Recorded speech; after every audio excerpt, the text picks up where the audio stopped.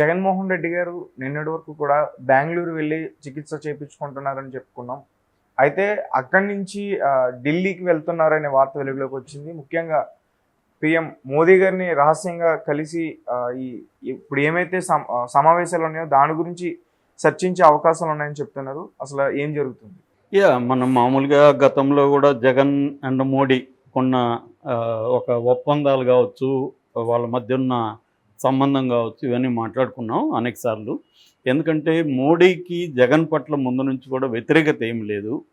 అతనికి మోడీ కానీ ఎవరైనా కానీ వ్యక్తిగతంగా ఎవరి పట్ల మంచిగానో చెడ్డగానో ఉండరు. వాళ్ళకి రాజకీయాలే ఇంపార్టెంట్. రాజకీయంగా ఎవరైనా తనకు ఉపయోగపడతాడు అనుకుంటే వాళ్ళతో మంచిగా ఉంటారు. ఉపయోగపడ్డు ఇబ్బందిగా ఉంది అనుకుంటే వాళ్ళని తొక్కేసేదాన్ని ట్రై చేస్తారు. ఏదైనా అంటే మొన్నటి వరకు చంద్రబాబుకి యాంటీగా మోడీ ఉన్నాడు, జగన్తో ఉన్నాడు. కానీ చంద్రబాబు అవసరం వాళ్ళకి ఏర్పడగానే మళ్ళీ చంద్రబాబుతో కలిశాడు. అంతకుముందు చంద్రబాబును అవినీతి పరుడని, పోలవరం ఏటీఎంగా వాడుతున్నాడని, మామకు వెన్నుపోటు పొడిచాడని ఇవన్నీ మోడీనే మాట్లాడాడు. అట్లాగే ఇతను కూడా మోడీని గురించి భారీ కూడా లేదు మోడీకి అని పర్సనల్ లెవెల్లో కూడా చంద్రబాబు మోడీని అటాక్ చేశాడు. ఇక అమిత్ షా మీద అయితే తిరుపతిలో రాళ్ళు వేయించాడు చంద్రబాబు. సో కానీ వాళ్ళకి అవసరాలు వచ్చినాక ఇద్దరు కలిసినాక జగన్ని పక్కన పెట్టారు. అట్లని జగన్కి కంప్లీట్గా యాంటీగా కూడా మోడీ మారలేదు. ఎందుకంటే మోడీ మీటింగుల్లో కూడా ఎక్కడ జగన్కి యాంటీగా గట్టిగా మాట్లాడింది ఏమీ లేదు. ఆంధ్రప్రదేశ్లో ఫస్ట్ మీట్లో అయితే అసలు జగన్ పేరు కూడా తీసుకురాలేదు. సో ఇలాగా క్లియర్గా ఏంటంటే జగన్ పట్ల కూడా వాళ్ళు ఏం ఆలోచించారంటే, ఇక్కడ ఆంధ్రప్రదేశ్లో ఎవరు వచ్చినా మనకి 25 మన అకౌంట్లో ఉన్నట్టే, 25 ఎంపీ సీట్లు చంద్రబాబు వచ్చినా జగన్ వచ్చినా అని. జగన్కి ఏమి ప్రాబ్లం అంటే 2 రకాల ఇష్యూలు జగన్కి మోడీతో ఎందుకు ఉన్నాడంటే, ఒకటి పర్సనల్గా తన మీద 20 కేసులు ఉన్నాయి, ఈడీ అండ్ సిబిఐ కలిసి. అది 10 ఏళ్ళుగా ఆయన బెయిల్ మీద ఉన్నాడు. మోడీ గాని అనుకుంటే అతను జైలుకి వెళ్ళే అవకాశం ఉంది. మోడీ ఎక్కడ టైట్ చేయాలో అక్కడ టైట్ చేస్తే Jagan need to go to jail. So అదే ఒక రీజన్. రెండవ రీజన్, రాష్ట్రానికి ఏమన్నా ఫండ్స్ తెచ్చుకోవాలంటే ఇతను, ఎందుకంటే అనేక పథకాలు అమలు చేశాడు, అది కేంద్ర సహకారం లేకుండా అమలు అయ్యే పరిస్థితి లేదు. అందుకని రాష్ట్రానికి అవసరమైన ప్రయోజనాలు తన ప్రయోజనాలు, ఓవరాల్గా పొలిటికల్ పార్టీగా తన ప్రయోజనాలే జగన్కి. సో అందువల్ల మోడీతో ఉన్నాడు. చంద్రబాబు ఎందుకు మోడీతో కలిశాడు? చంద్రబాబు ఏమన్నా మోడీ బలం ఉందని ఆంధ్రప్రదేశ్లో కలిశాడా? వాళ్ళకి 1% కూడా లేదు బీజేపీకి. చంద్రబాబు కూడా తన స్వప్రయోజనాల కోసమే కలిశాడు. ఒకటి, కేసులు ఉన్నాయి చంద్రబాబు మీద కూడా, ఆల్రెడీ జైలుకి పోయి ఇచ్చాడు. మోడీ పర్మిషన్ లేకుండా జగన్ చంద్రబాబుని జైల్లో పెట్టే పరిస్థితి లేదు. క్లియర్గా మోడీ అండ జగన్కు ఉంది కాబట్టి జగన్ జైల్లో పెట్టించాడు. సో మళ్ళీ కానీ మోడీతో యాంటీగా ఉంటే, ఒకటి ఎలక్షనీరింగ్ అంటే పోల్ మేనేజ్మెంట్లో మనం వీక్ అయిపోతాము, జగన్ స్ట్రాంగ్గా ఉంటాడు. అందుకని పోల్ మేనేజ్మెంట్లో మనకి మోడీ అవసరం ఒకటి. రెండోది, ఇన్ కేస్ జగన్ అధికారంలోకి వచ్చినా లేకపోతే మళ్ళీ మోడీ అక్కడ అధికారంలోకి వచ్చినా మనకు మోడీతో యాంటీగా ఉంటే మళ్ళీ మనం జైలుకి పోయే అవకాశం ఉంది.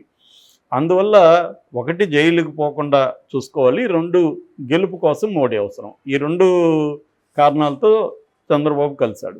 అయితే ఇప్పుడు అనూహ్యంగా ఎవరో ఊహించని రీతిలో చంద్రబాబు సహాయం లేకుండా మోడీ గవర్నమెంట్ నిలబడే ప్రసక్తే లేదు. ఎందుకంటే ఆంధ్రప్రదేశ్ నుంచి 21 మంది కూటమి నుంచి గెలిచారు. అందులో 16 మంది చంద్రబాబు టీడీపీ వాళ్ళు ఉన్నారు. ఈ 16 మంది లేకపోతే ప్రభుత్వం కూలిపోయే అవకాశం ఉంది, ఎన్డీఏ ప్రభుత్వం. అందువల్ల ఇప్పుడు మోడీ చంద్రబాబు మీద డిపెండ్ అవ్వాలి. అయితే జగన్ పరిస్థితి ఏంటి? అందరూ ఏమనుకున్నారంటే, ఇంత ఘోరంగా ఓడిపోయాడు జగన్, 11 మంది కూడా గెలవలేదు, 4 ఎంపీలు వచ్చారు కాబట్టి జగన్ పరిస్థితి అయిపోయింది, ఇంకా జగన్ని జైల్లో పెట్టేస్తున్నాడు అనేది తెలుగుదేశం వాళ్ళు అయితే ఇంక విపరీతంగా ప్రచారం చేశారు. కానీ నెల రోజులైంది, జగన్ మీద కేసులు కూడా ఏమీ లేదు. ఒక రఘురామకృష్ణరాజు ఆయన కూడా చంద్రబాబును అడిగి చేశాడని నేను అనుకోవట్లేదు. ఎందుకంటే తెలుగుదేశం వాళ్ళే రఘురామకృష్ణరాజుకి సంబంధించి నెగిటివ్గా మాట్లాడడం నేను విన్నాను. ఇతను మళ్ళీ మనకు కూడా తలనొప్పి అయ్యేట్టుకున్నాడు అని వాళ్ళు మాట్లాడుకుంటున్నారు. అలా పెట్టాడు తప్ప చంద్రబాబు ప్లాన్ చేసుకుని జగన్ మీద ఇప్పటి వరకు ఏం కేసులు కానీ ఏమీ ప్లాన్ చేసుకుని పెట్టట్లేదు. అందుకని తెలుగుదేశంలో కూడా చంద్రబాబు మీద అసంతృప్తి ఉంది. నెల రోజులు అయిపోయింది, మీరు ఇప్పటికి కూడా ఏమి చేయకపోతే తెలుగుదేశం వైసీపీ కుమ్మక్కైనా అనుకుంటారని కూడా పోస్టులు పెడుతున్నారు. అంటే చంద్రబాబు మీద తెలుగుదేశం కేడర్లో కానీ మీడియాలో కానీ అసంతృప్తి ఉంది ఈ విషయంలో. ఎందుకు ఇవన్నీ జరుగుతున్నాయి? మోడీతో ఇప్పుడు నిన్న ఒకటి మాట్లాడుకున్నాం, బెంగళూరు వెళ్ళాడు జగన్ అని. 2 వారాల్లో రెండోసారి బెంగళూరు ఎందుకు వెళ్ళాడు జగన్? అక్కడేమీ ఆయనకి కార్యాలయం లేవు, పార్టీ లేదు, అక్కడ ఏమీ లేదు. ఎందుకు పోవాల్సి వచ్చింది? ఒకటి ఏంటంటే అతనికి ఆరోగ్యం బాగాలేదు, ముఖ్యంగా మెంటల్ డిజార్డర్స్ ఉన్నాయి, అందుకని లండన్ నుంచి వచ్చారని తెలుగుదేశం వాళ్ళు ప్రచారం చేస్తున్నారు.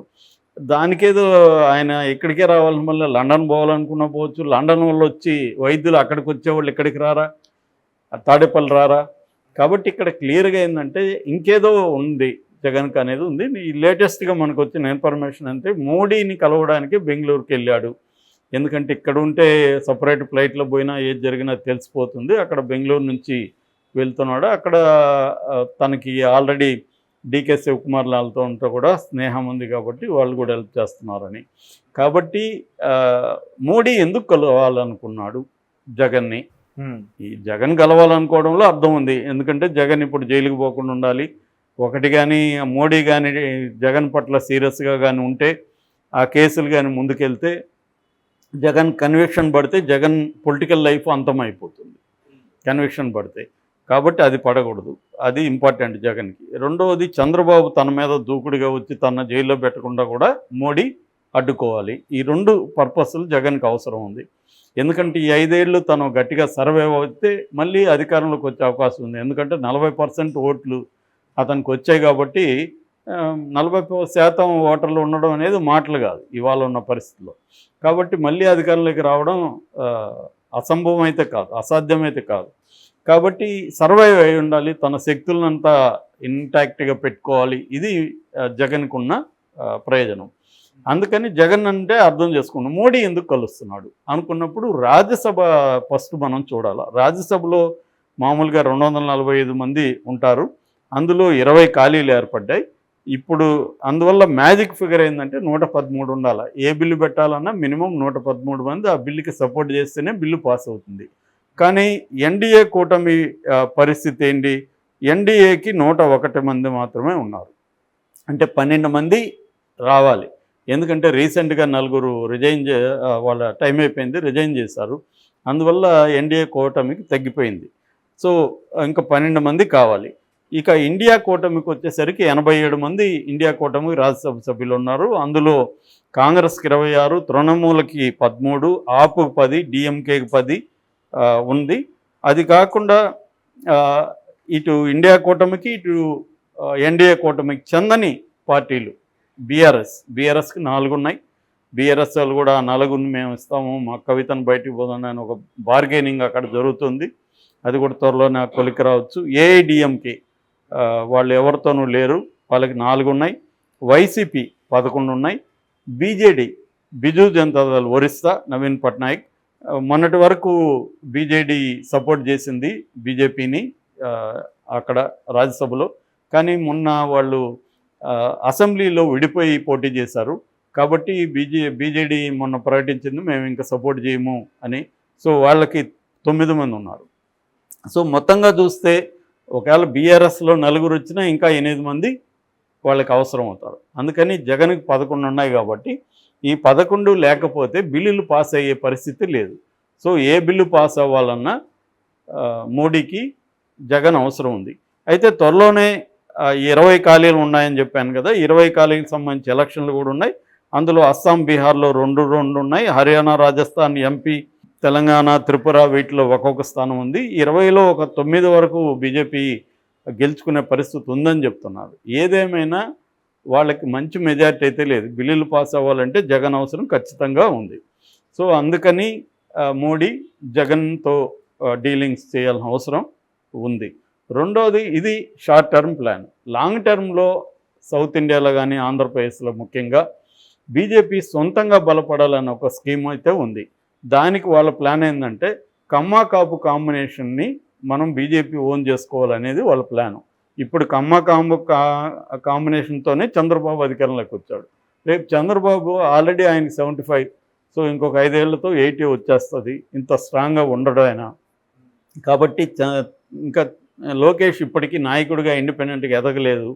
కాబట్టి కమ్మా కాపు కాంబినేషన్ కానీ మనం సెట్ చేసుకోగలిగితే, ఎట్లాగూ పవన్ కళ్యాణ్ బీజేపీ కంట్రోల్లోనే ఉంటాడు, ఇంకా కావాల్సిన వాళ్ళకి కమ్మాలో ఆల్రెడీ పురంధరేశ్వర్ ఉంది, ఎన్టీఆర్ కూతురు, జూనియర్ ఎన్టీఆర్ని కూడా రంగంలోకి దింపే అవకాశం ఉంది. ఇది లాంగ్ టర్మ్ ప్లాన్ బీజేపీకి. సో ఈ ప్లాన్లో తెలుగుదేశాన్ని తొక్కేయడమే వాళ్ళకి కావాల్సింది. అందుకని జగన్ అనే ఒక వ్యక్తి వాళ్ళకి కావాలి, ఒక ఫోర్స్ వాళ్ళకి ఉండాలి అలాగా. ఇది వాళ్ళ స్ట్రాటజీ లాంగ్ టర్మ్లో. షార్ట్ టర్మ్లో ఏమో ఇమ్మీడియట్గా రాజ్యసభ, అట్లాగే రేపు పొద్దున ఏ నితీష్ బయటకు వెళ్ళినా కూడా గవర్నమెంట్ పడిపోకుండా ఉండాలంటే జగన్కి కూడా 4 ఉన్నారు కాబట్టి లోక్సభలో, అది కూడా ఇంపార్టెంటే. సో అందుకని వాళ్ళు నిన్న మనం విజయసాయిరెడ్డి ప్రెస్ మీట్లో కూడా కాన్ఫిడెన్స్ చూసాం మనం. మళ్ళీ మేము అధికారంలోకి వస్తాం, మధ్యంతర ఎన్నికలు వచ్చినా కూడా మేము వస్తాను. మధ్యంతర ఎన్నికలు పదం ఎందుకు వాడాల్సి వచ్చింది అంటే ఏదైనా జరగచ్చు మళ్ళీ అన్న ఒక ఇది కనిపిస్తూ ఉంది.